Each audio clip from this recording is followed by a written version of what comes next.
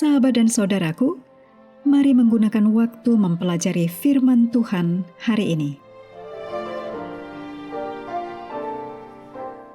Hari Rabu, tanggal 15 Oktober, judulnya Kelupaan.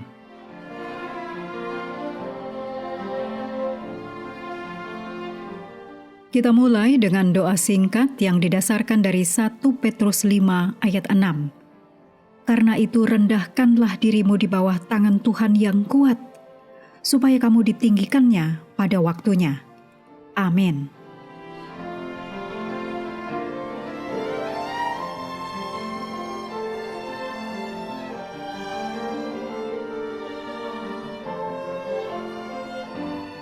Dalam Yosua 4 ayat 20-24, dalam terang ayat-ayat berikut, yaitu dalam Hakim-Hakim 3 ayat 7, Hakim-Hakim 8 ayat 34, Mazmur 78 ayat 11, Ulangan 8 ayat 2 dan 18, dan Mazmur 45 ayat 17.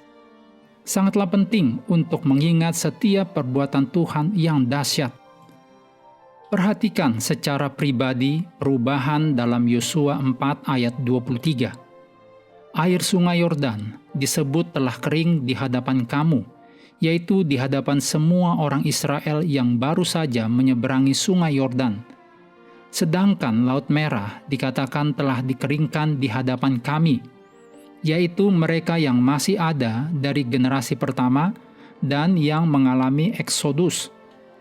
Dua peristiwa yang dialami oleh dua generasi yang berbeda ini memiliki makna yang sama, yang memungkinkan generasi kedua, melalui kesaksian orang tua mereka, menemukan kembali makna yang sama dari penyeberangan sungai Yordan untuk diri mereka sendiri. Secara umum, kita menganggap kelupaan sebagai sifat normal dari semua manusia. Namun, kelupaan dalam makna rohani dapat menyebabkan konsekuensi yang serius.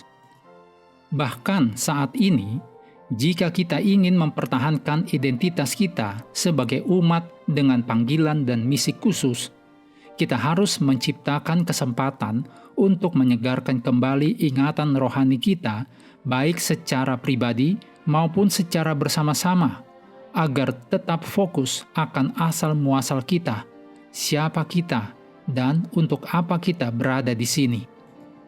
Dalam 1 Korintus 11 ayat 24 dan 25, juga Yohanes 14 ayat 26, dikatakan kita harus selalu mengingat apa yang telah Kristus lakukan untuk kita, sebab hal-hal lain tidak berarti tanpa penebusan Kristus. Ellen G. White dengan jelas memahami bahwa bila kita tidak terus-menerus berada dalam terang perbuatan pernyataan Allah di masa lalu, kita pasti akan kehilangan motivasi untuk melaksanakan misi kita di masa depan. Tidak ada yang perlu kita takutkan di masa depan, kecuali kita lupa bagaimana Tuhan telah memimpin kita, serta pengajarannya di dalam sejarah masa lalu kita. Demikian tulisan dari buku Life Sketches, halaman 196.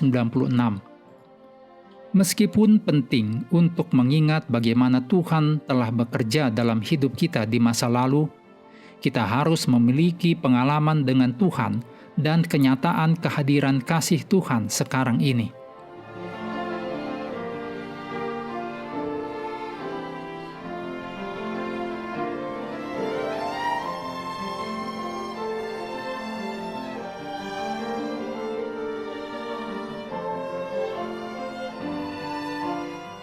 Mengakhiri pelajaran hari ini, mari kembali ke ayat inti, Yosua 4 ayat 23 dan 24. Sebab Tuhan, Allahmu, telah mengeringkan di depan kamu air sungai Yordan, sampai kamu dapat menyeberang, seperti yang dilakukan Tuhan Allahmu dengan laut Teberau, yang telah dikeringkannya di depan kita sampai kita menyeberang, supaya semua bangsa di bumi tahu bahwa kuat tangan Tuhan, dan supaya mereka selalu takut kepada Tuhan Allahmu.